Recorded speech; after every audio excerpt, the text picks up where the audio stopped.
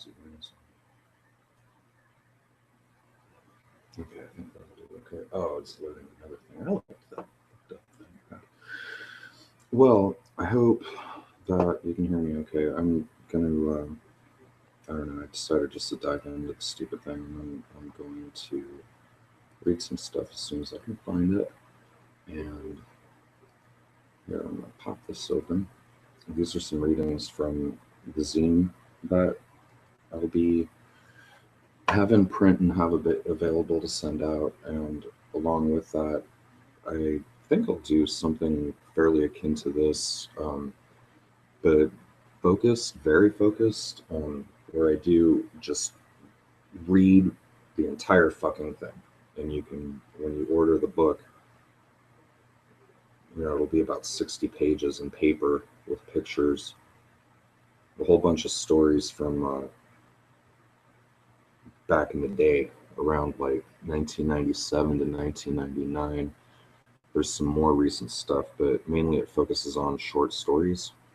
And um, so then, but when you order it, you can also download a huge audio file, like it'll be like an audio book, and maybe even a vid file or something like that.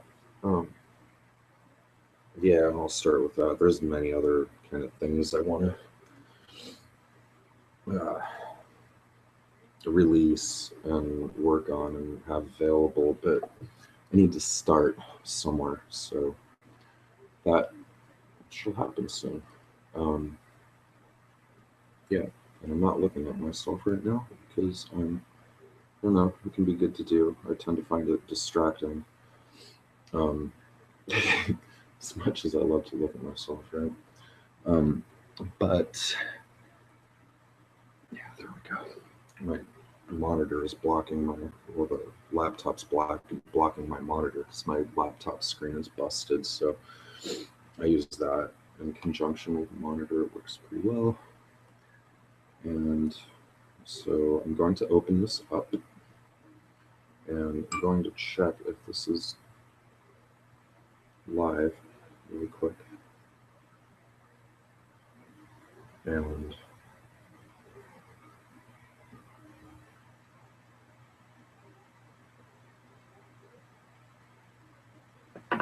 I'm fairly sober. I wish I was a little bit less so, but I don't know, nerves or something. I don't know if I could read Velotrix. Maybe it'll do that. Wait, no. I'm gonna read Hazel first, and then some others. And try to keep it sort of short. This this is the story is called Hazel, and I wrote this in Pocatello, Idaho, back when I was around, I don't know, like 23, 24. Um, yeah, and this is, I don't know, after I dropped out of college, I was in San Diego for a little bit and lived there, and then ended up back in Idaho. I ended up kind of smoking my rent, and just was not feeling so hot. I moved back to Pocatello where my mom was living, and my fam. I'm the oldest of six, and I lived there for a while. When I was like 20 then, and I was pretty despondent and didn't feel good about life. And what did I do?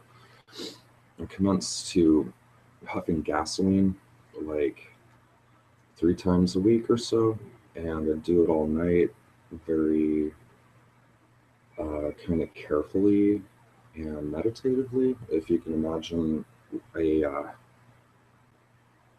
like a shaman or something like that, eating a peyote or whatever, doing their special medication.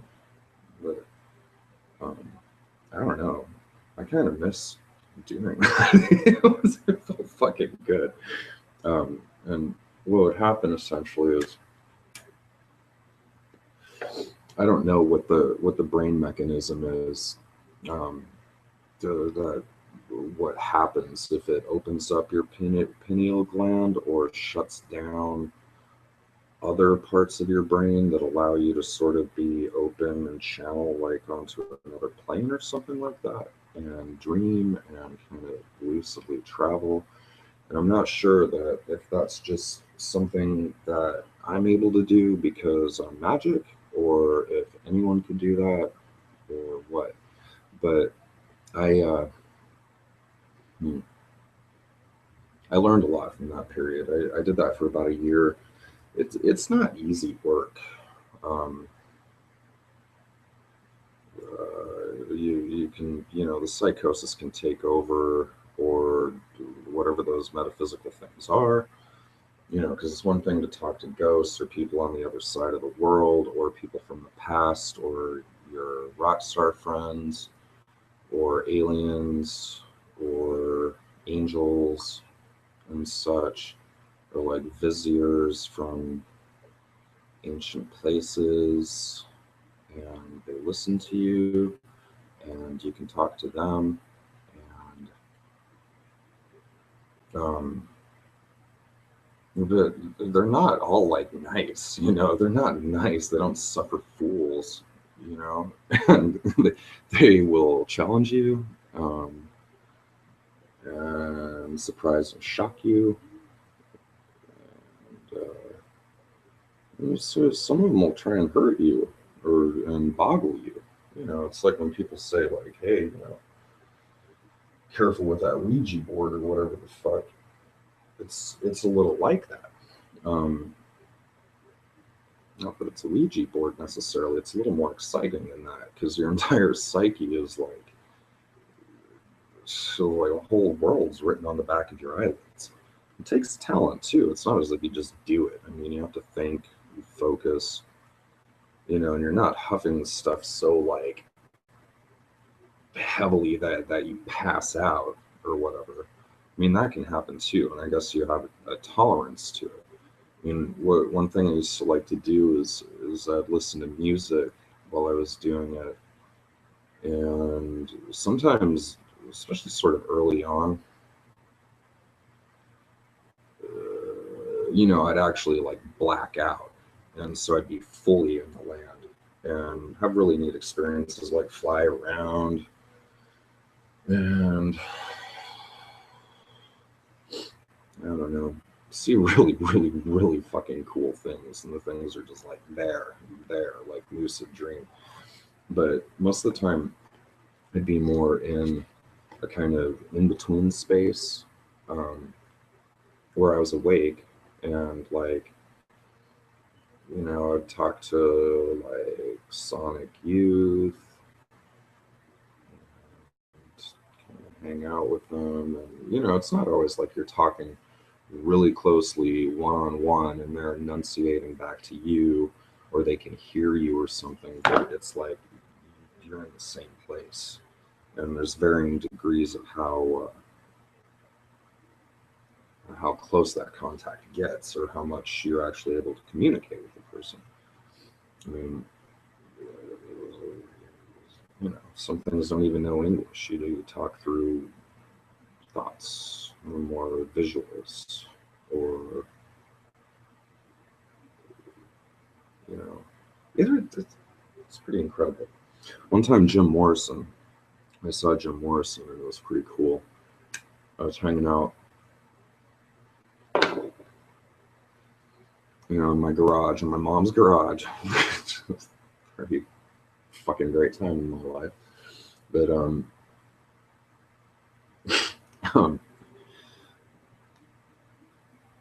yeah, so I'm there, and I was doing it I had my methods down. I mean, I would go walk in the hills, or go walk even through town in the middle of the night, middle of the streets. I had it in a Snapple bottle. You fill it up about halfway, shake it up real good to get the volatile gas around in there, and then pop the lid. You know, Take a couple nice gulps. It keeps you in there. It's your fuel. And it's sort of a joke, like, to myself, when I named myself Gadget Green when I started Twitter, because I'm a green gadget. I'm like powered by ethanol. It's just whether it's alcohol or fucking it's fucking diesel or something. Um, anyway, okay, this is all. Oh wait, I got to tell you the thing that Jim did to me.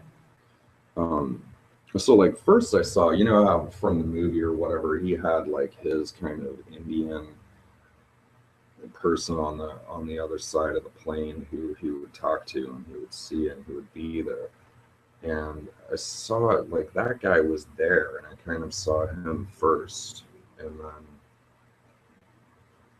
and because a lot of the people I used to talk to, I don't know if it's I think it's because in that town there's lots of Indians who used to live there and who still do on the reservation now or whatever, but a lot of them are dead, and but they're still there and you can talk to them and stuff like that. And those were a lot of the people I would talk with. They were like, they're Indians, or Blackfoots or Shoshone, or even like people from South America I would talk to who lived like 1,000 years ago. I had one friend who I talked to a lot, and he would tell me he's walked. He's a ghost. It takes some time. I don't know if he did this all while he was walking around in a body, but you can walk one leg at a time from one part of the Americas up in the north all the way down to the south. I mean, he'd been everywhere. He told me he'd been everywhere. And we figured out this little way of communicating where I called them tetraglyphs, where you have four corners of something like that, and it's divided into, bisected into four parts, and you go at to the left of 12 on a clock dial, and you go in that square first, and then you go there. Like, that was the past event. There's the current action.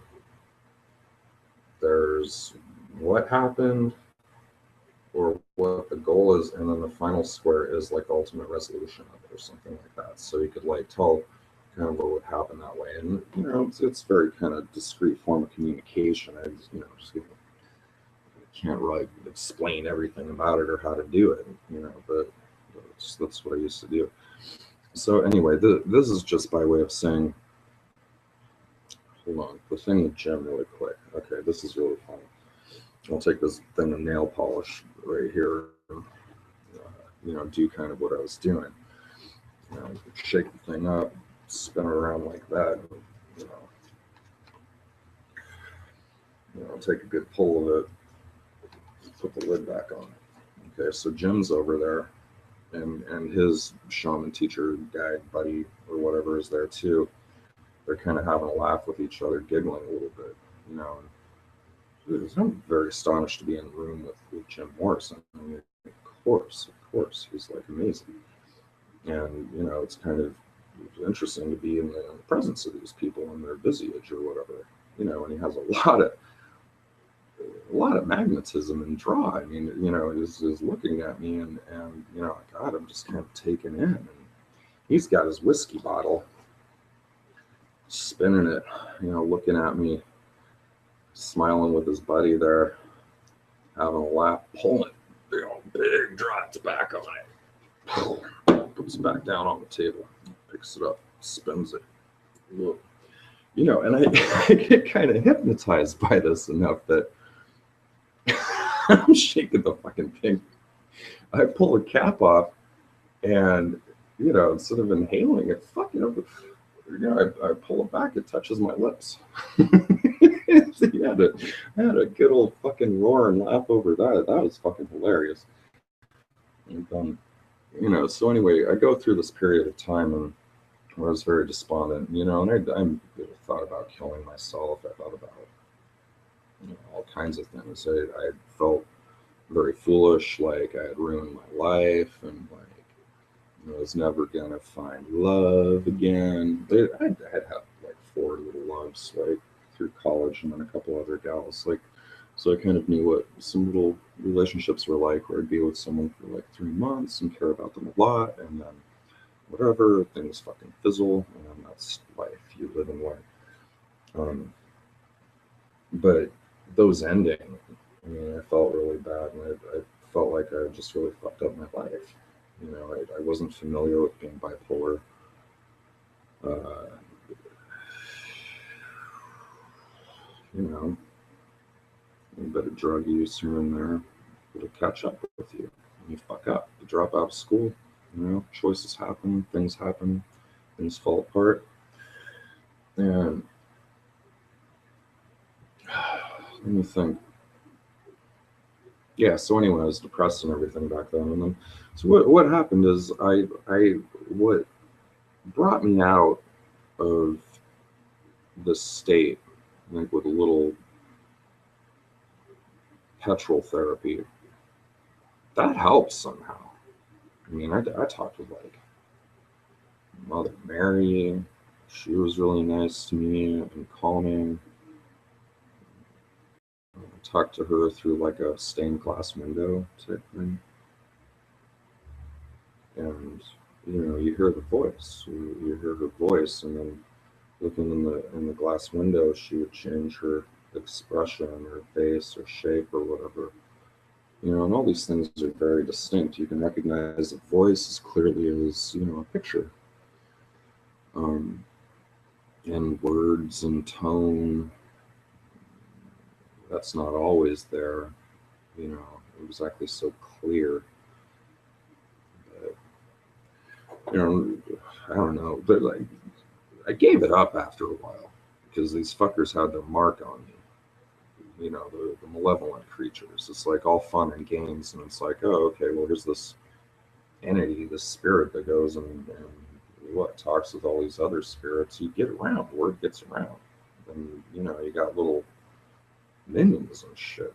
Those little motherfuckers, those little kind of shadow things that were there physically in the space. Because I would do this, I had a spot in the back of the place, around the back of the garage. It was just this one place where I'd sit right there on the ground with my back up against like the cinder block wall. I had my posture and everything. It was very meditative, and I don't know if part of it had something to do with breathing patterns or sincere intent, or it's the chemical definitely fucking helped. I mean, I do stuff like that sometimes, and like just sitting around sober, there's a kind of ability to do that. Which, I mean, Twitter has a way of training the people to be like empathic or telekinetic. Not necessarily telekinetic, but I don't know. I think if you're sending thought one way or another, and the words help and the images help, it just be stronger. But I think there's an incredible amount of there's people you think about and they think about you, and that's just how it is. Nothing weird about it. But I would venture that it's a lot more kind of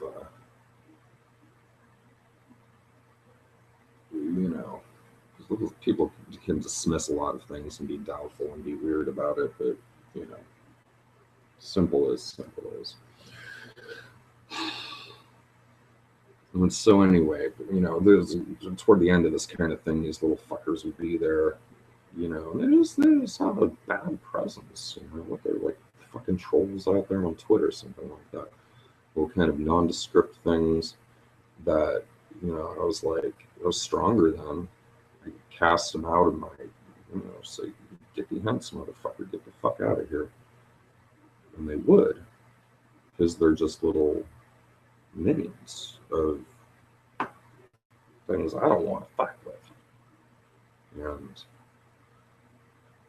so I could chase these fuckers away. But then anyway, there begins to be a certain amount of, something wants to get me. And one night a real, actual, physical white stretch limo pulled up about, I don't know, 15, 20 paces from my spot where I would be. And I mean, It was physical. It was a real fucking stretch limo, and I was not hallucinating it. You know, like I could, I know the rocks are there. I know this physical stuff is there. We lived by a train track, and I knew when the trains were there. You can feel a physical humming motor of the fucking car. And beyond that, I'm in my channeling state with a fucking devil sitting there in a fucking white stretch limo, parked outside of my mom's house in the dead of winter, in the dead of night, in Pocatello, Idaho, on a fucking street where no one ever goes. It made me quiver in my bones a little bit, and I was kind of like, well, I had a little conversation with him. It was that kind of thing. Well, you want to jump in here and ride with me? I'm kind of like, well, what the fuck are you going to give me? This is some kind of a,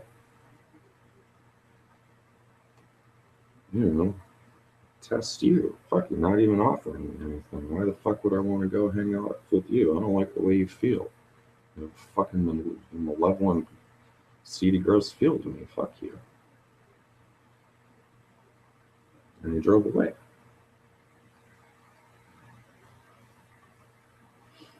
And I had a few other little experiences toward the end of that time. I quit. I weaned myself off it and I stopped doing it. There was one time that I didn't like where like an ancient desert vizier from like Persia or Arabia or something like that. Like, it tricked me. I didn't like the fuck. I didn't like the feeling of like, because things are located in the land itself too. I mean, if you're in one place, if you're in one gully on one side of town, or if you're up on a hill over do it up above the fucking university. It's like they had the where they have the eye for Idaho State up on the cliff or whatever. There's like some pillars up there and whatever, and I would go up there and do it, and it's just weird. It's like if you have a telephone signal reception or whatever, ley lines, where I'd be hearing thoughts way the fuck off there in one direction or off in another direction. And I ended up not liking going there. I'd just be like, God damn it, man, I'm getting weird fucking radio noise off of this thing. But then, I don't know, I'll tell you another one. This is my, like, one of the most memorable moments of my life. Like, I was lower on the hill this time. And early morning, I don't know, maybe I think the sun was coming up and just kind of hidden a little bit just off the jogging path. And I was in a good way. I was in a good state. I was thinking about many things and meditating on life and spirituality and eternity and all this kind of stuff. And I was there. And I was sitting cross-legged that day. I don't know if I always did that, but I think I tended to, because if you're going to be sitting in some place for 4 fucking hours, it's a good way to sit, breathe and whatnot. So, I'm there and sitting, and I'm thinking, I'm just having this weird state where I'm kind of talking vaguely with it's like. And I'm wondering who it is I'm talking to. I'm like, who is this? Like a Buddha? Are you what kind of creature are you? Because I can hear you so cool. And I'm talking with him, and there's just a great stillness. And I found myself quite snapped suddenly. I'm sitting cross-legged on the ground, and then all of a sudden I'm upside down beneath the ground, you know, if it was a bubble sitting on top of the earth one moment, and all of a sudden, I'm upside down underneath the bubble of the surface of the earth, and it's like it was different. So like, essentially, I'm down there underneath the thing, and God, I'm having a weird kind of deja vu thing. And there's like, it's like a cave, kind of like a tunnel, and it runs off, you know, far off, and you know, off in this direction, off in this direction. But then I see a man, you know, he's in the form of a man, and he comes up, and he's there, and I'm like, who are you? And he didn't exactly tell me, but he had a candle in his hand, and he looked at me, and we shared a moment, and you know, he knew I was Oksana because they named me that then. And that's not my birth name, Oksana. That's what other things named me. Um, you know, my dead grandmother told me that's what my name was. But um,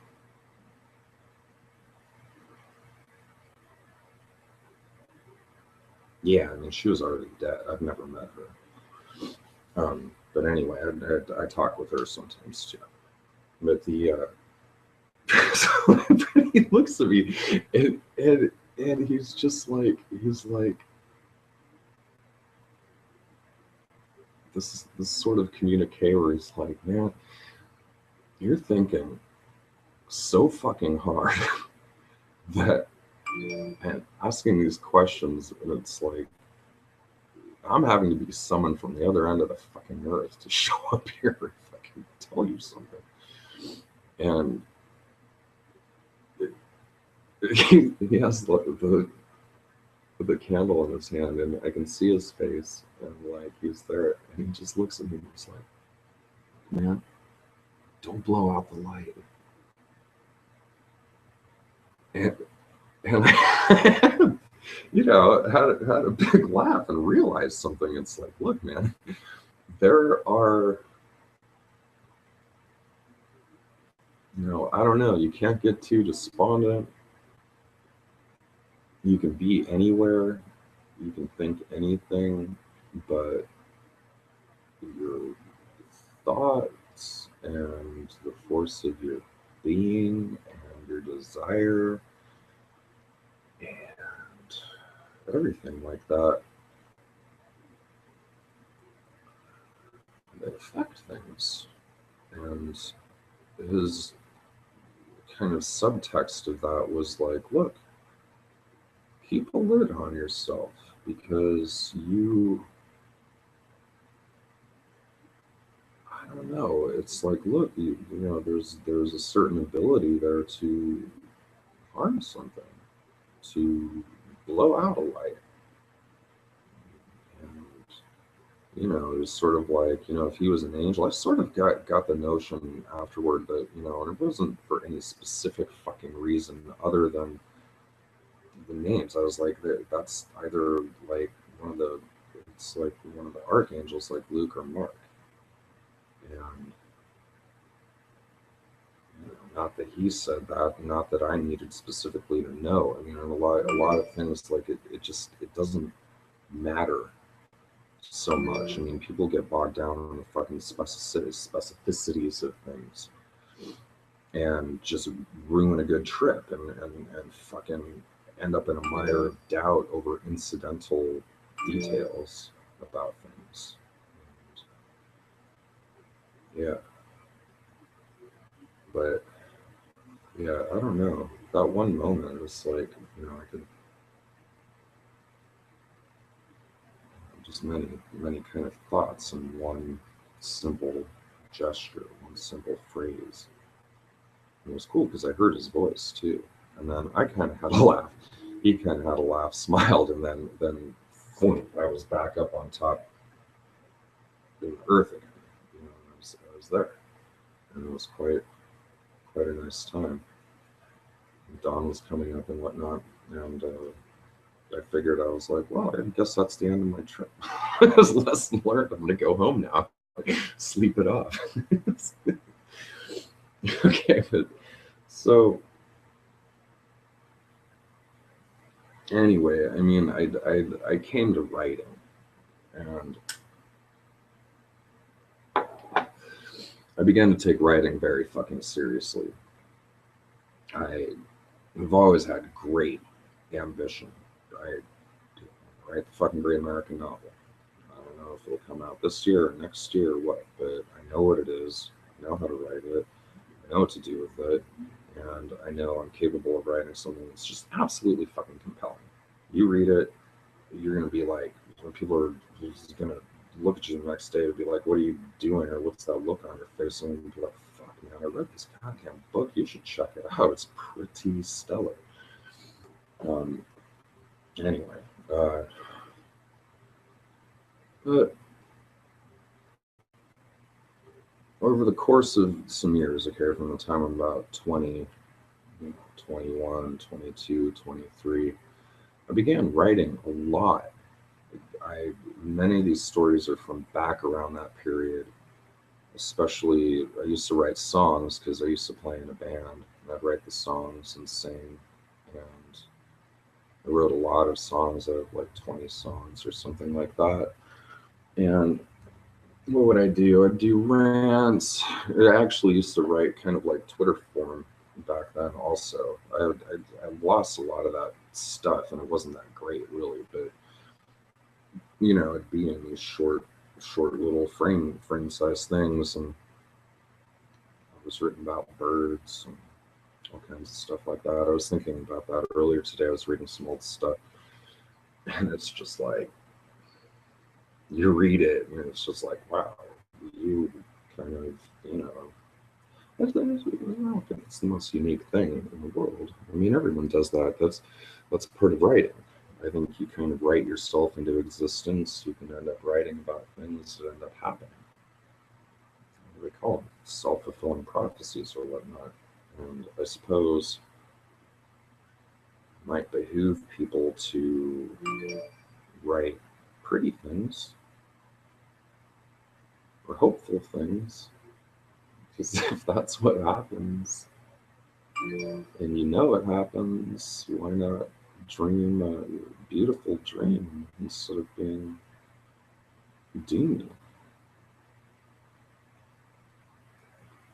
At the same time, the light and the dark and whatever, poets, writing, art, inspiration, it's not like a commercial for bubble gum or something. There's bleak, there's a balance, there's all of it there. But and I think they're both necessary to each other. Because, also a lot of the beautiful things that I know, and a lot of my positivity, and a lot of just, I don't know, stuff that I know comes from pushing those extremes of failure and fucking up, and being really gloomy, having fucked up weird traumatic experiences happen, beautiful things as well, but it's all, I'm not saying anything that anyone doesn't know. I mean, fuck, you acquire experience in your life, and it makes you strong. But I read like a quote today. It just happened across it on Twitter. It's from, of all people, the Marquis de Sade, right? But it's a sort of apt and true thing. I think that you don't really know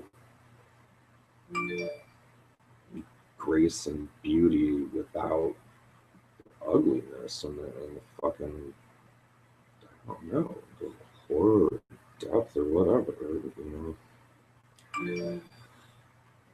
Well, anyway,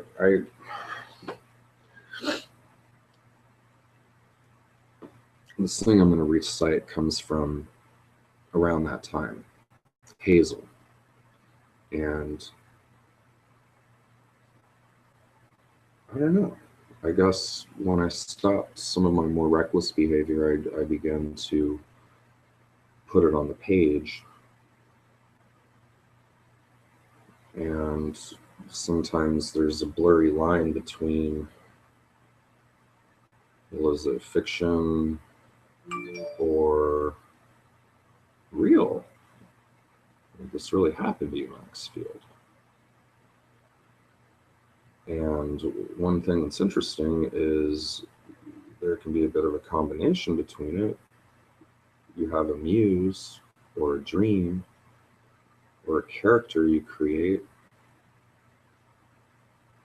or a combination of them all, and then you give it flesh on the page and you share it, so it exists in other people's minds as well. And then they can ask you, well, how real is that? It's an open question.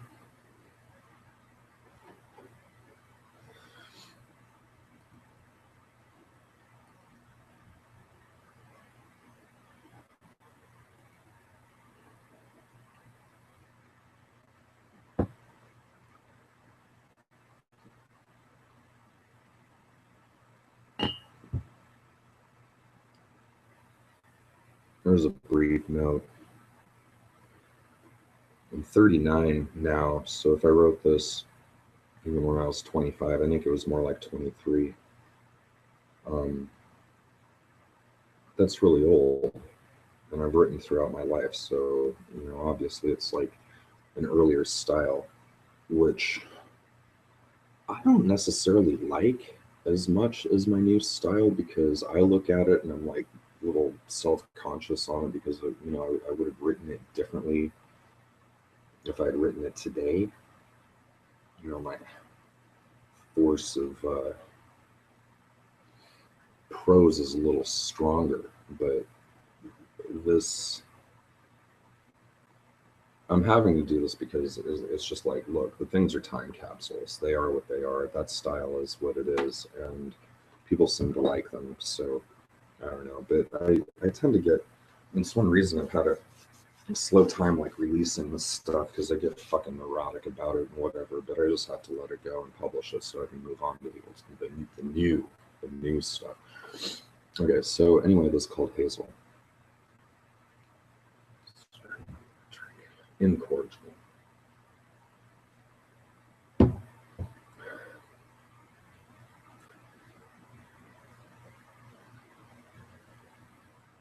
One time I got an empath disco nut in a box of Cracker Jacks. When I bit down on her, she shrieked, and I was immediately thrown into a series of flashing images. Pink polyester bell-bottoms, gaudy elevator platforms, and a gyrating blue-striped turtleneck. The images slowly stabilized, and I could hear lugubrious sobbing, which subsided into a series of confessions that made up an index of a tragic life. She told me her name is Hazel, and that she hadn't meant to startle me, but it hurt so bad to be ground up suddenly in my molars after 3 months of lonely saccharine darkness in something as ridiculous as a Cracker Jack box. And she said it was much better being inside of me, but she was feeling awfully discombobulated and being digested and everything. It's a little awkward. And she warned me never to try angel dust, because sometimes it really is angel dust. Powdered angel wing. And man, does that stuff fuck you up. The powers that be take great offense at having their dander bought and sold as commodity. It's an innocent trespass, and people do a whole lot of stupid things, but evidently screwing around with what actually sometimes is angel dust, as in powdered angel wing, is bit of an insult and an affront to the intelligences that watch over our souls. Hazel had got off lightly because her guardian angels are excellent advocates, and all in all, she'd been a really sweet-hearted person. She told me some pretty strange things about heaven and hell and the earth. She told me that being human was the funnest thing she'd ever been, and that I ought to be more careful with my life. She told me I ought to go buy a Sly and the Family Stone album. She was such a sweetie. And she projected some of her favorite outfits and dance floors. She was so 1975 hot.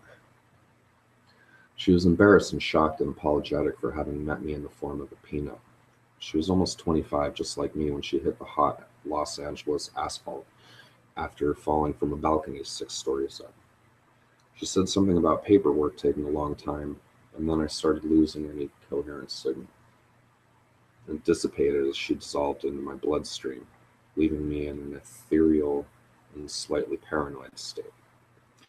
I didn't step on ants or kill bugs for a couple of weeks, and now squirrels are always giving me this strange sideways look. I kept trying to dismiss the whole event as an acid flashback or something. I didn't want to believe because I don't want to end up someone's left shoe 25 years in the future. Miss Hazel. She may have been an empath disco nut, but she was so cool. Maybe, if we can work it out, we'll meet again in more compatible forms. I saw her in a dream about a month after all this happened. She told me she's been learning a lot as a frog, and that they've got her in an accelerated program for aspiring hummingbirds. She seemed a little sad, though. When I woke up, it took a lot of time to get out of bed. I kept wondering if there were any displaced souls in my mattress.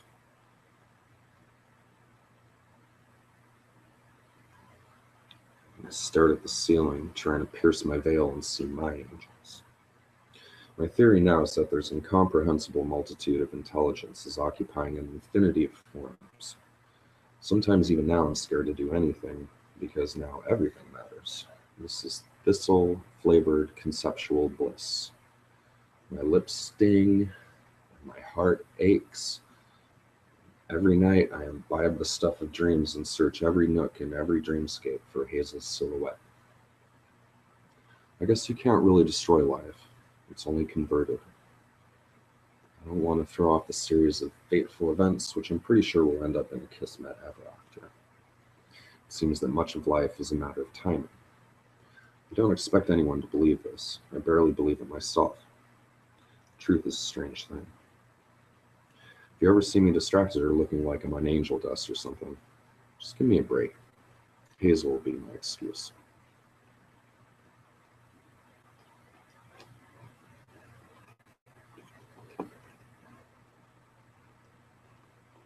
Scan down to another one. Someone has a crush. Ooh, here's Amanda in rehab. This is another one that's God. It's like, okay, Hazel. What am I supposed to say about that? Besides, I had this conversation with this gal, and I saw her behind my eyes, and I talked with her, and all this stuff. I don't know if I was taking sleeping pills and writing on the fucking typing computer or what the fuck, but I mean, it was there. It was cool.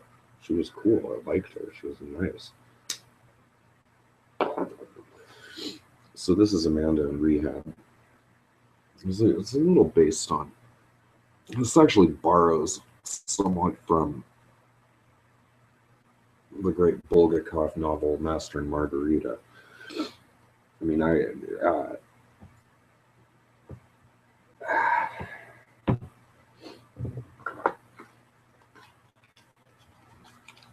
the guy they take him off to, it's not the master, it's this other guy, but he's in the loony bin. They take him off to the loony bin, and he writes all these interludes of, maybe it was him, but in the book,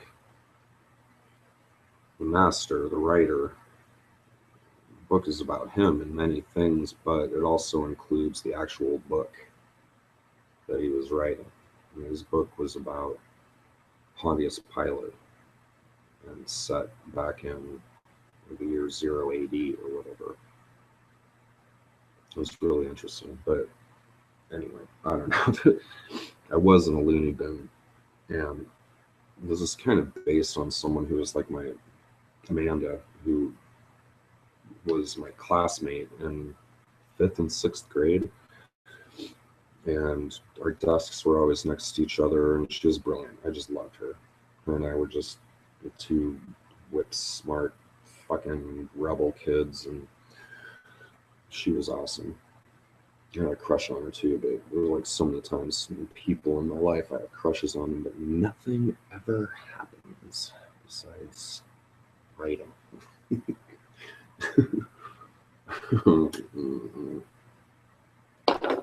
So anyway, this was I imagined her if her being in a moment like I was actually in a loony bin too for a little while after when I got kicked out of school in 11th grade, and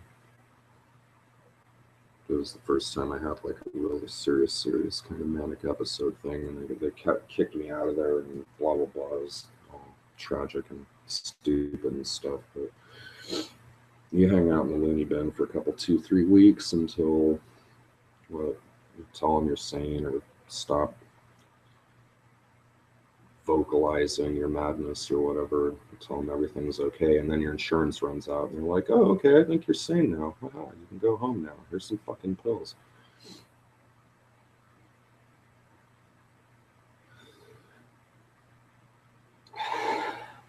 Amanda in rehab.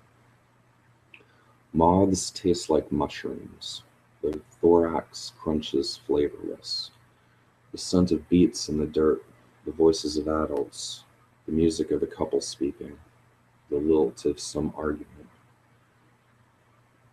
The dream where I'm digging in the dirt in the backyard and I find a Tinker toy, but it's really a satellite. I tell her about it and she says, yeah, I have one too. It's blue polished aluminum and has bright writing on it describing where to light the fuse. In 2015, I'm describing it to Amanda in the afternoon light and drawing it on her tights with a lithium marker. She says she saw it go off 3 miles away, burned with an iridium light, and she heard a shrill. I show her where I found it, and she says, dig. This time the thing comes out and speaks. And next week, the kids all have a picture of the space bear on their backpacks. Getting unruly on the bus, the oil tanker on fire on the freeway, the shuttle blowing up on television, 2015. Suburban dystopia, the ice plants on the edge of the ravine, the doorway in the creek, a room full of objects, where surfers sing with hover bikes. 13 and 16 hours a day sitting next to her in her class on the bus trip home, a compulsive liar, unless she really did all those guys. I think she just loved being a slut with words. The Cure pumping on the radio, we're leaning down into the rumble of the engine cranked to 70, jets flying overhead on I-15. I drew on the ankle of her leggings, but she believed me. Cold War solutions to post-stress anxiety. What was she like, you ask? Smarter than me, for instance, she could type a lot faster. She didn't worry constantly about being poor or having a family looking over her shoulder. Maybe that's what she did with boys. 17 years later, and she's in my bedroom and we barely speak. I had to tell her about the story, or maybe she was telling me the whole time. We lit the fuse. Of course they never speak to adults. What the fuck do adults know? My dad's a surgeon for the Navy, and I live in a giant house, and I sit in class and know more than most of the teachers. You are the bug-eyed boy I wouldn't fuck with. The whole time I knew you wanted this. Just fall asleep again, boy, and I will write it for you. Until yesterday, I was in a loveless marriage. I got tired of cheating on my husband, driving my car down I-15, chasing pills with coffee and powder with straws.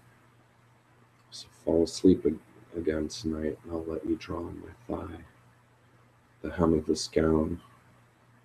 I'm trying to remember what my eyes look like in a flat mirror. All I have to look at is the faucet. and the shades. I stare out the window and try to remember the songs we used to hear on the bus. It makes sparrows fly into view, and the bugs are on the light. At night, I stand near the blind and see my features in silhouette, but the view is only wet grass and lamplight. The grease from my face leaves an imprint, and I don't like it. My breath against the cold glass. I draw a little heart.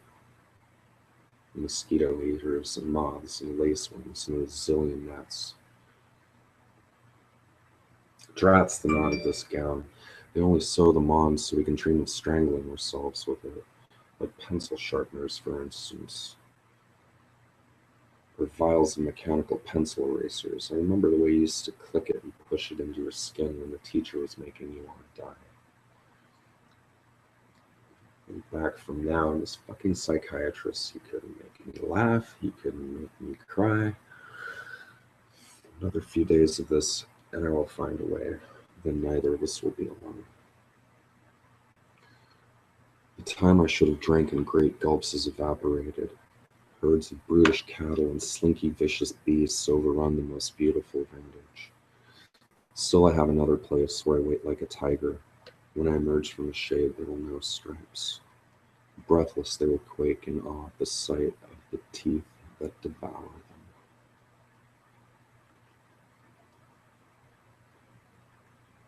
This one is called Vexed. I wrote this in Portland in about 2003, I believe. That was a really good time for me as a writer. I had moved out here after living in Idaho for fucking 6 years. I was about 26, 27, and I was out here, and God, there was a great group of poets at this place. It used to be called the Ash Street Saloon, and or wait, no, mixed that up. So it was on the east side. It was a whatever. It was called the Mad Hatter Lounge, and the reading was called the Subterranean Beat Revival, and the host was Michael Molotov. He was a good friend of mine back then.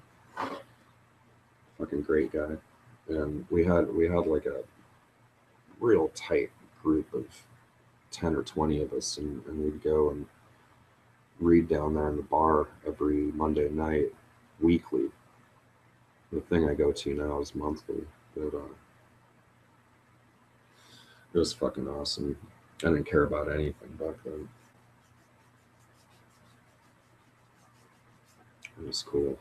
Anyway, Vexed. She brushes me with her hella damned lash, and I can't hold still in conversation, trying to stitch. It seems we never get past provocation. Fuck, I've no volition. Envy and violet light held fast grinds silent bang dust to ash. Acute attitude kicks and fixes her lips, while form leans heavy in the window, flicking specks from the corner of this oily eyes so wet, red, vexed, and next it's raining everything she said.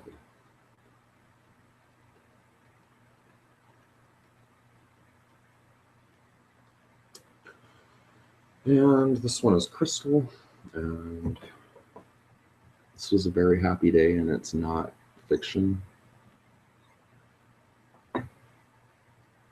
That's one nice thing about living life, is that if you experience things that happen, you can make up all kinds of fucking stuff, but the stuff that happens is entirely different.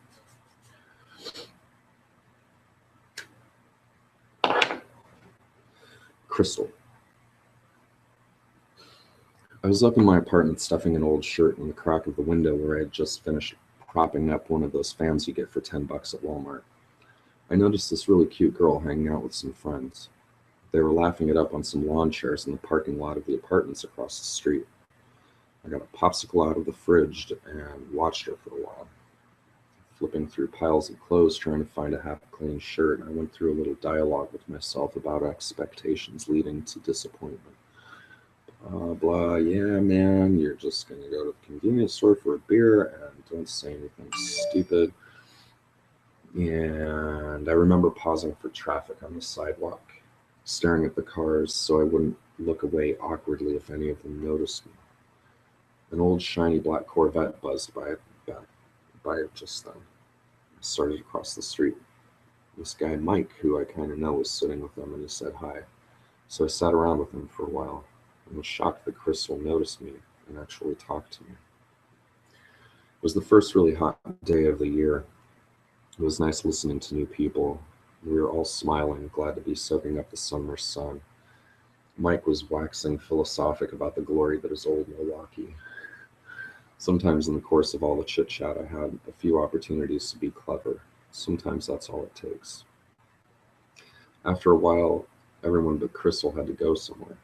I was thinking things might fizz and burn with just the two of us sitting there, but she was in an extraordinary mood, laughing at everything and just worked up with the day.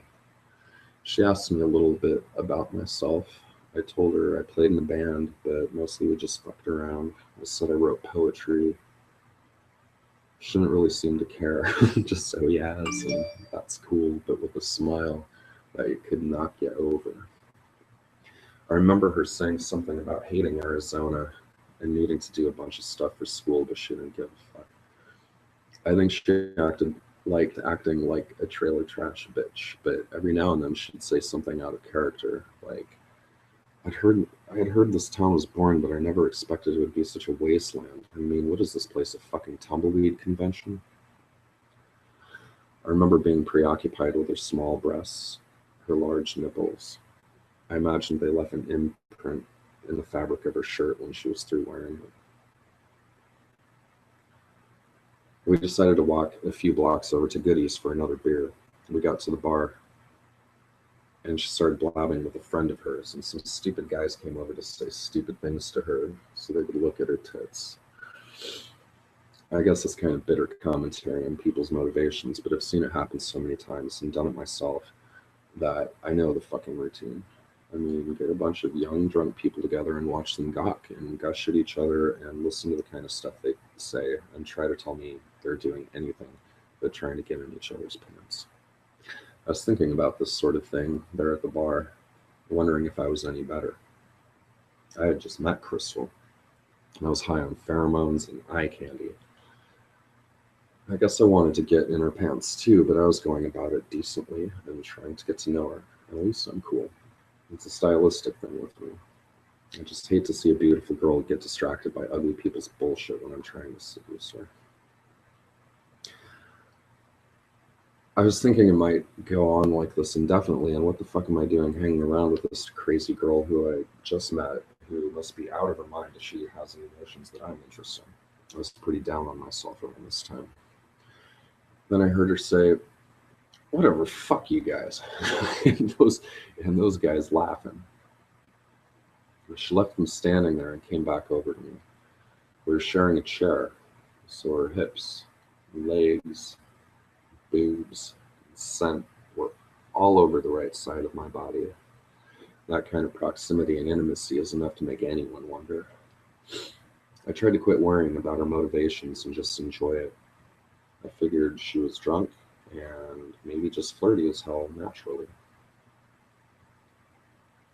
I was telling myself that none of this meant anything, and that Crystal was obviously just a tease monster come to fuck with my brain, so I didn't take any of it too seriously. But with her lips close enough to kiss, and the motion of her animated and hilarious conversation knocking unashamedly into my body, I realized she was doing this to me exclusively, and it made me feel special enough to not mind at all. So she's tipsy as all hell, and we're chatting it up with so many giggles that the people in the bar are looking at us like we're on stage. I tell her we should take off, and she's like, yeah, I gotta get my laundry anyway. I thought she was joking. I think the bartender was glad to get us out of there. I swear every guy I saw that day gave me a look of pure envy. They probably thought I was fucking her. She took a hefty glass, these thick, oversized beer glasses that they have specials with on Thursdays. And I helped her down most of it, and then she finished it and stuck it in her purse. We pushed open the back door and walked back out into the sunlight. I couldn't believe this girl had been living a block away from me for a year, and this is the first time we'd met. We talked We walked into the laundry room of the apartment complex where I'd seen her in the first place. That's what she was doing there. It was her place didn't have laundry. I thought it was so funny the way she waltzed in there nonchalantly and started grabbing clothes out of the dryer. I saw all this cool underwear. It looked just like she walked up to it so just in such a kind of a blur that it looked like she was just going in at random, just pulling out, opening up some random dryer, and just flinging the stuff in. It was pretty amusing. So then we leave, and we got to her apartment complex, which looks like a Las Vegas motel. Turquoise and white paint. She lived on the second floor. She couldn't get up the stairs very well. Her friends were across the way at ground level, sitting on those concrete parking space blocks. They were kind of like, hey, Crystal, what the hell are you doing? Which made me a little nervous because her answer was something like, well, I'm getting drunk with Maxfield.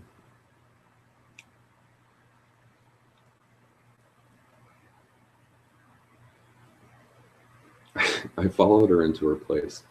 She dropped her laundry on the sofa and then grabbed some tiny plastic Christmas tree thing from off of the coffee table and turned on the obnoxious music. It's playing a Christmas carol, tuneless, digital, obnoxious thing. She's dancing around with it, laughing like hell. It's a very reckless mood she seems to be in here. I smiled at her. She smiled back, but then her expression changed and she says, I hate this fucking thing. And she walked outside, leaning over the railing for her friends to see. She dropped it and it smashed into a ton of pieces on the parking lot. She laughed and went back inside. Some of her friends laughed. Some of them just kind of murmured nervously. I stayed out on the balcony smoking a cigarette, staring down at all the green plastic shards. And then Crystal comes back out with the hefty glass from the bar in her hands, flashing a wild smile. Maybe it's just that hefty glasses are very tough. Though when I think about it, I think that it's just because Crystal was so amazing. Her friends are staring up at her like, what the fuck? And she's still in a smashing mood. She gives us all this look like we don't even get it. Takes the hefty glass and throws it savagely down. And we watch it fall 20 feet and bounce. It bounced 10 feet, spinning in the air, catching the afternoon light. I don't even think she noticed what she had done. Like she was so sure it would shatter that she closed her eyes waiting for the crash, but it just thumped off the tarmac and tumbled end over end a couple times and came to a rest, shiny and perfect and without a scratch.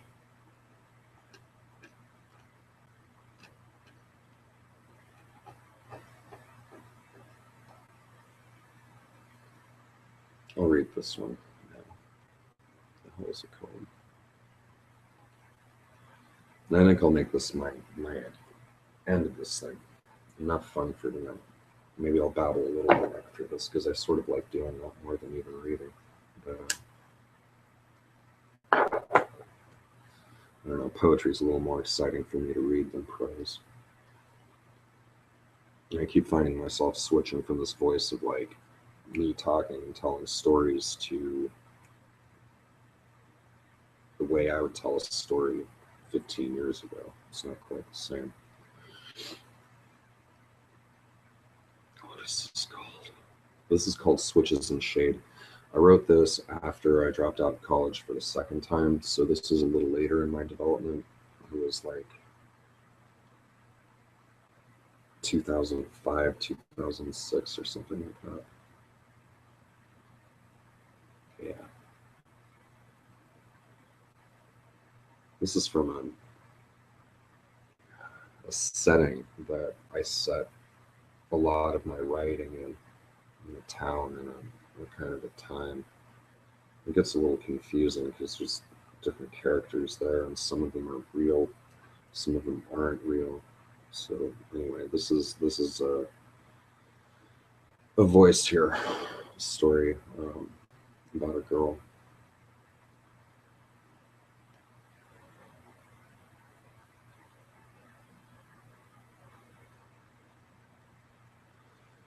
She stares down every corner, fell all the way down, in love with a silver dime. There are no floors or lonely motors. They go grrr, because the pictures are bankrupt. They go one along the banister, the running board. The wheels thrill on the hardwood floor. They go winding, go wishing for her.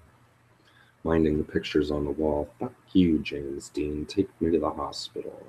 40, 50, 60 hours misplaced. The change she goes looking for. Her folks missed another hour. Her worthwhile spent wasting. The voice wouldn't leave the leaves alone. Damn curtains in the window. These carpets give me no peace of mind. Damn flower petals all red. Should have gone dancing instead. Now all we get is ashes, ashes. Because if the chimney don't work, it's fucking dead. Well, I love spiders anyway. They spin when it's coffee. They spin when it's gray. They spin whenever I'm not looking. I'm not looking in the way. I've got to get my clothes out of the corner, throw the ones I love away. Every worthless thing I dragged into this house. So I was dusting the corners because I always closed my mouth.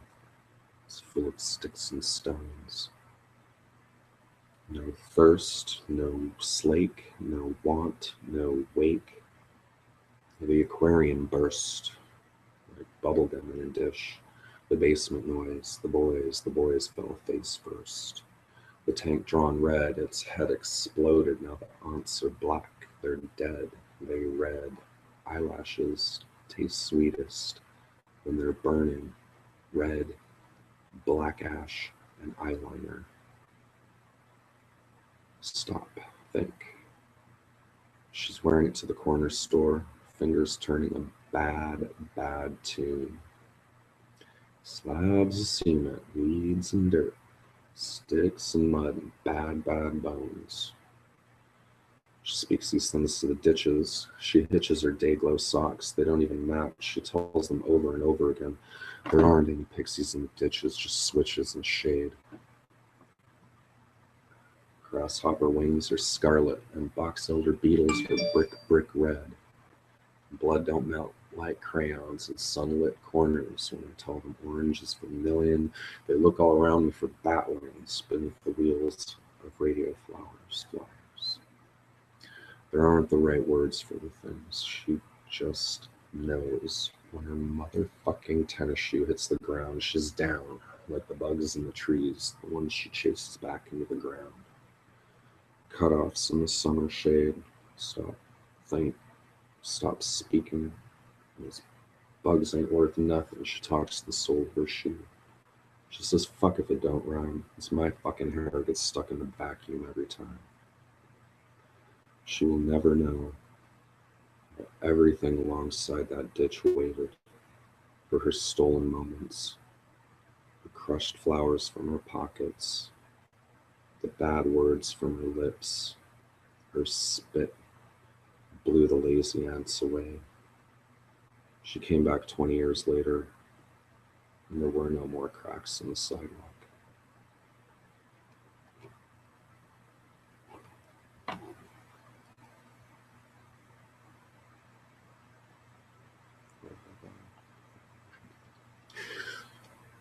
Okay, friends, bid you adieu. Short and sweet.